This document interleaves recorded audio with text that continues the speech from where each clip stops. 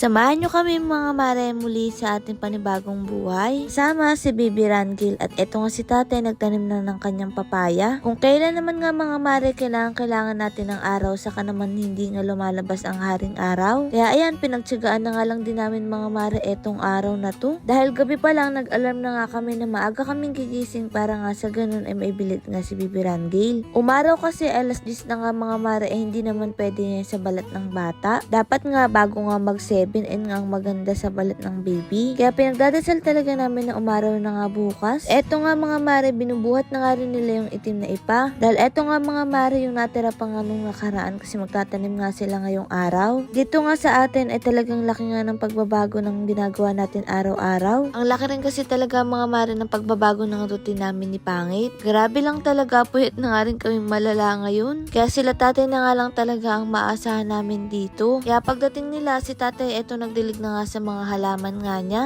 Malalaki na nga rin talaga yung mga tanim nga ni tatay at dadagdagan na nga niya ulit yan. Nga lang nakapagtanim ng mga nakaraan dahil nga naging abala nga rin tayo. Dahil pananghalian naman nga mga mare dito na rin nga sila manananghalian. Ang laki rin talaga ng ginanda ng lupa nga natin dito mga mare mula nung natambakan. Hindi na nga ulit natin nakikita na palaging lusak nga ito sa putik. Naku, mahigit isang buwan tayong hindi makakapunta dito mga mare dahil talaga naman nagre-recover pa tayo. Kasi sa totoo lang nabigla nga rin ako mga mare sa pagkakapanganak ko. Ganun pala talaga ang sakripisyo ng isang babae, hindi lang pala manganganak ka tapos na. Kasi nga pagtapos nun meron ka na naman ng panibagong laban. Kaya buti na nga lang talaga nakaalalay nga itong si Pangit mga mare. Kahit papaano ay dumadali nga yung trabaho mga mare na mahirap. Aba mga mare, nagluto nga sila dito ng toya, napakasarap nito. Namiss ko na nga rin yan mga mare, tapos mainit-init yung kanin tapos lalagyan mo ng konting asin. Ay naku, mapapadami talaga ang kain mo mga mare. Hindi ko nga alam bakit ito ang ulam nila ngayon. Siguro ay namiss nga rin nila mga mare ang toyo. Minsan kasi talaga nakakamiss nga mga mare ang palagi natin kinakain noon. Kaya ayan mga mare ang niluto nga nila for today's video. Tapos nga may sausawan pa nga mga mare ng maanghang ay tamang-tama iyan. Dati talaga mahilig sa ganyan nga mga mare. Palagi kasi niya sinasabi nagsasawa na nga daw siya sa karne. O siya, ito naman ang kaganapan nga dito sa bahay na kasama natin si Rangel. Pag-isipan kasi namin ni Pangit mga mare na kailangan talaga alam ni Rangel anong pagkakaiba ng araw sa gabi. Para sa ganun ay masanay siya at hindi nga siya mamuyat. Kaya naman napagdesisyon na namin tong i-assemble na itong crib. Pag sa umaga dito nga siya mga mare matutulog, kapag naman sa gabi ay dun nga sa loob. Kaya itong crib nga mga mare pinagtulungan na nga rin nilang ayusin. Ito nga si Mikey mga mare tumutulong nga rin dito. Sa pagkakatanda ko 7 buwan pa nga lang nung binili ko to mga mare, pero tingnan nyo naman ngayon. Kasama na natin si Rangel at ito nga mga mare nagpapadedi nga ako. Totoo rin pala talaga mga mare kapag nanay ka ni suklay niligo ay hindi mo na magawa. Yun nga ang iniisip mo nga mga mare yung kapakanan nga ng anak mo at etong set ng tulog niya. Tapos nga ni Pangit, eto na pinakuluan niya nga mga mare etong talbos ng kamote para nga makakain na nga rin ako. Kailangan ko si to mga mare, madalas akong puyat tapos kulang pa nga ako sa dugo. Muwaba nga yung dugo ko ngayon mga mare, kaya naman ito for the kain nga rin ako dito. Yun kasi mga mare sobrang himbing nga ni Rangel sa umagang matulog. Sobrang haba nga ng tulog niyo mga mare, sa gabi naman tuwing 2